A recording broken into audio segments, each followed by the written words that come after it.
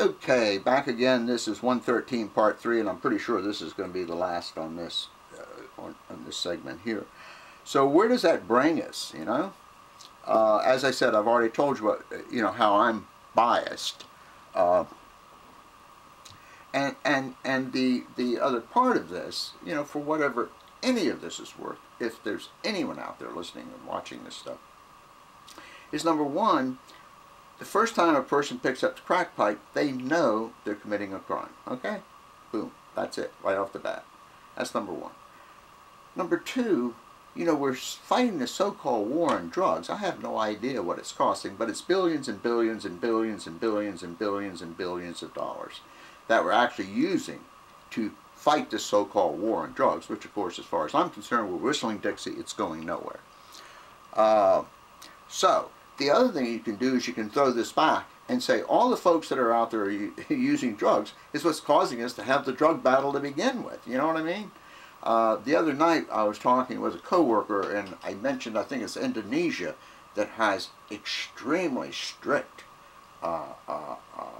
drug laws. I think one thing that was that made, in fact it did, it made international news, is there was a young lady who was vacationing from Australia, and what she claimed, she had a boogie board, you know, one of those surf things, and what she claimed is someone put something in there. And it's my understanding that that's routinely done. In other words, when someone wants to get drugs in a country, what they'll do is they'll find someone who's getting ready to get on a plane or whatever, and unbeknownst to this person that the drug dealers single out, they're going to put drugs in, you know, their you know, carry-on or whatever, I don't know, their luggage, and hope it gets through customs or hope it gets through whatever, and then on the other end hope that they can retrieve it.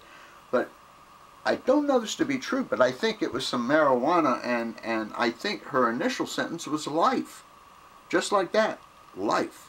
And I think through the Australian embassy and, you know, some other folks, I think they got it reduced to 20 years. And I looked at some of the other countries over there, and man, a lot of them, you have a certain amount of drugs, you're dead.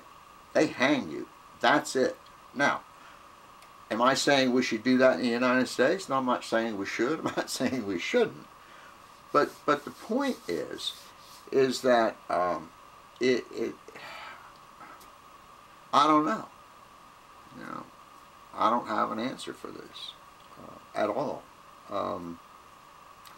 But as I said, that if there was no desire for this stuff, you know, if people weren't buying it, we wouldn't have the war, so to speak.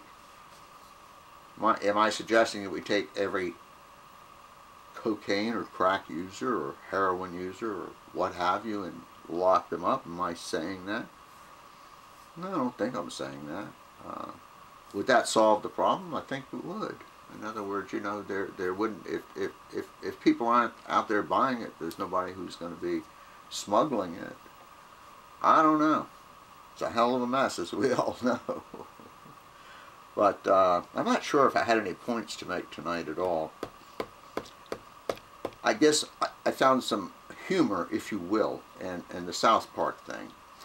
And I think what Mr. Dale sent me, this article in American Journal of Psychiatry, I think is interesting.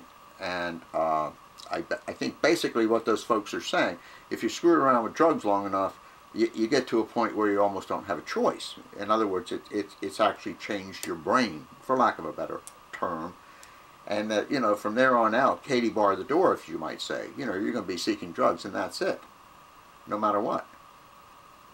Well, no matter what, it's all a sad state of affairs. And I don't know. Truly don't. But anyway, I hope I haven't bored you, and I hope you, you know, I'm not sure what your opinions are on drugs or anything else, but I think the article Mr. Dale sent me was, you know, it was pretty interesting. In fact, I have a co-worker, and I always, as we say, blew him off. You know, he carries brain scans and all this stuff. In fact, it's something similar to what Mr. Dale sent me, you know, about how, you know, he had all these brain scans about how your brain changes, you know, when you use drugs and so forth and so on. But ultimately, even though you may not have any control, you started. You put that baby in motion, and you knew it was illegal. Anyway, for whatever any of this is worth. And as Pat Condell would say, peace, ladies and gentlemen, peace, and watch that crack pipe. I shouldn't have said that. Anyway, you guys take care of yourselves. Thanks. Good night.